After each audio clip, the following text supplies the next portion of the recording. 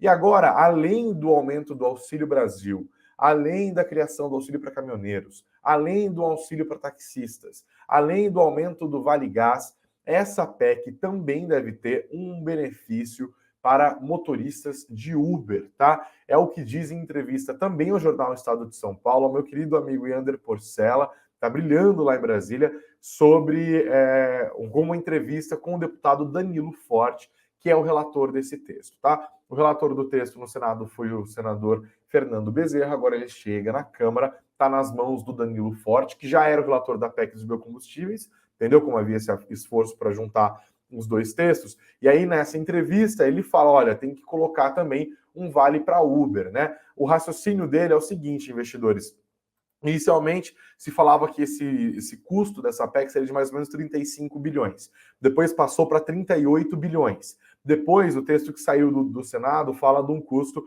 de 41,2 bilhões de reais. E aí ele falou, olha, mas o Paulo Guedes falou que poderia ser de até 50. Se foi 41, tem quase 9 bilhões ainda que a gente pode usar para dar outros benefícios. Lembrando que toda essa grana fica fora do teto de gastos, tá? E aí ele falou, então vamos colocar também um auxílio aqui para os motoristas de Uber. E eu queria trazer para vocês os destaques dessa entrevista para o Yander lá do Estadão, explicando o que ele quer fazer, né? Tá aqui os detalhes. O deputado lembra que o ministro da Economia, Paulo Guedes, havia dado um limite de 50 bilhões de reais para o pacote e o valor atualmente está em 41,25 bilhões de reais fora do teto de gastos. Portanto, na visão do deputado relator Danilo Forte, a margem para elevar o custo da PEC que concede essa série de benefícios às vésperas das eleições, tá bom? E aqui ele fala sobre o lance do Uber, né?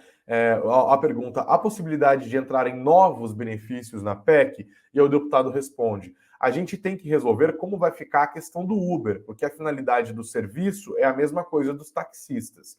Então, esse é um problema, inclusive, que eu vou conversar segunda e terça-feira, hoje e amanhã, para ver como a gente atende essa demanda.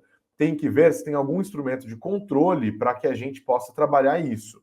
Na terça de manhã, amanhã cedo, a gente vai fazer uma reunião com o presidente da Câmara, Arthur Lira, e os líderes da oposição.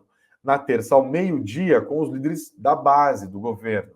Eu acho que ninguém vai ter coragem de ir ao microfone para se opor a um projeto que leva benefícios para as pessoas mais carentes. Eu acho que a gente precisa discutir melhor essa questão.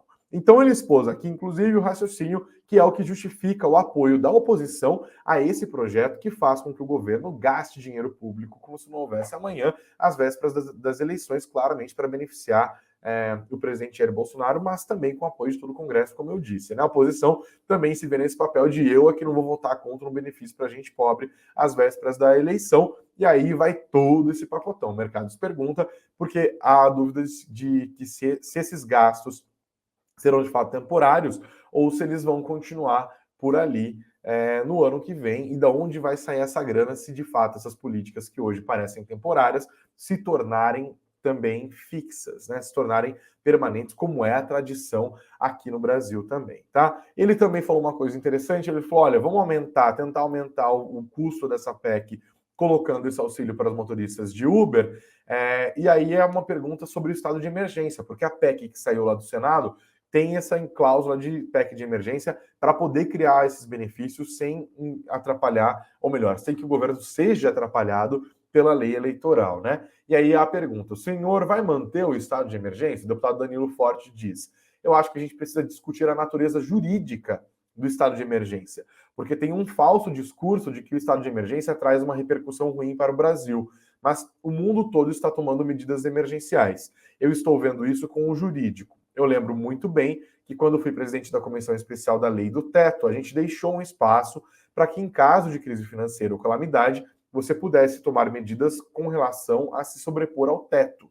Ainda não sei se isso é suficiente para dar segurança para que a área econômica do governo libere os recursos necessários. E disse que o estado de emergência pode acabar sendo suprimido do texto se a equipe jurídica dele garantir que essa liberação de verbas vai ser feita mesmo sem a decretação do estado de emergência, que não teria nenhum problema, não feriria a lei eleitoral, tá? Mas, de fato, o custo aqui essa história do teto de gasto de fato será solto, né? E aí ainda a pergunta, se entrar esse auxílio Uber, como que vai custar esse pacotão todo? Eles não têm um valor de fato, tá? Ele fala, tem saldo, mas não sei quanto vai custar. Estamos basicamente fazendo contas aqui.